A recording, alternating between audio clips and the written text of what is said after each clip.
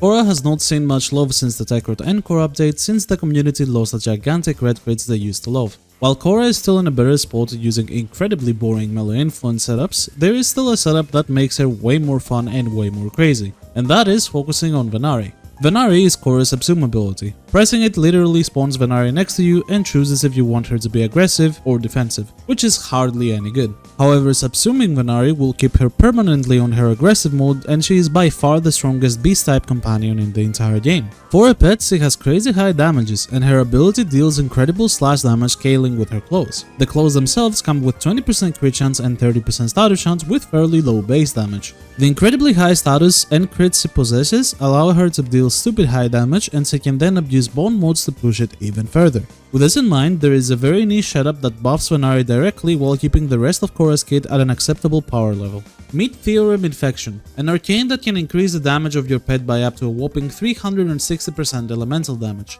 This would be the equivalent of adding the elemental claw mods and adding an extra 30% damage, which is already really crazy. However, this arcane works multiplicatively with the aura mode of Summoner's Wrath. The arcane's elemental damage is dependent on what residual arcane you are using on your Kitgun. It's any of the 4 normal elementals, and while building for a setup like this, you should match the damage of your Claw Beast companion with that of the arcane to further boost the damage of your procs.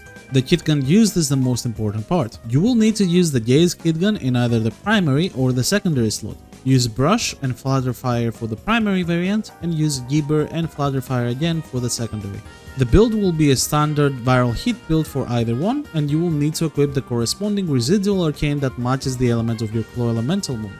The arcane spawns a tentacle from the ground that you will have to stay near. Simply attack enemies while near the tentacle and let Venari do her thing. Venari with all the extra damage is able to attack one person and spread the electric and heat procs to everyone with Contagious bond. The heat procs count for both the Kitgun and Venari now, spawning multiple tentacles from the residual arcane and also spreading Contagious bond again. With this combo, Venari becomes the true carry, and the rest of your kit revolves around giving you grouping tools and healing Venari through your whip claw. The damage is absolutely unreal, and with a little testing I have done gathering footage for this video, I have hit upwards of 470 billion damage, showcasing just how ridiculous this setup can get. Okay, so at the end, my builds look something like this. This is the Khora build. This is the Gaze Kitgun. And obviously, if you want to go further, you add Sinister Reach here. Then secondary doesn't matter as long as it has secondary dexterity. And melee, once again, doesn't matter whatsoever. I'll use the Kratos. Then Venari builds end up with this one. Really good because Pack Leader will keep her alive with your one, the Whipclaw. And then Enhanced Vitality with Sin Fiber helps a lot to keep her alive directly without you needing to spam your one. Then the Bone Mods. Those are matching the residual arcane with the soaking claws.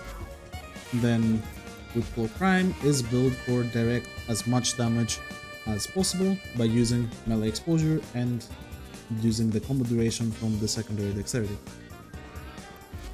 I'm gonna go into a survival mission. No commentary, no anything, just showcase its power.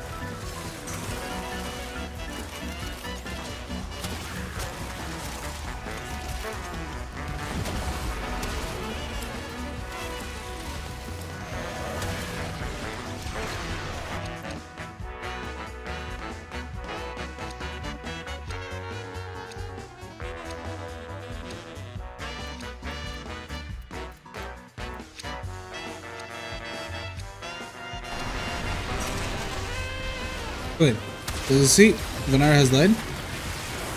This is the one point where we would normally be very vulnerable. But with the amount of bone wounds, if we just keep headshotting, Venari will come back very shortly. And when she does, what I didn't do was take care of her health by pressing 1, because 1 heals her and overheals her to 4 HP very quickly. And there she is. You see, hitting a group of enemies with Whip Cloak can help a lot with her survivability by giving her overguard. That's about it for this episode. Thank you very much for watching, and I'll see you in the next video.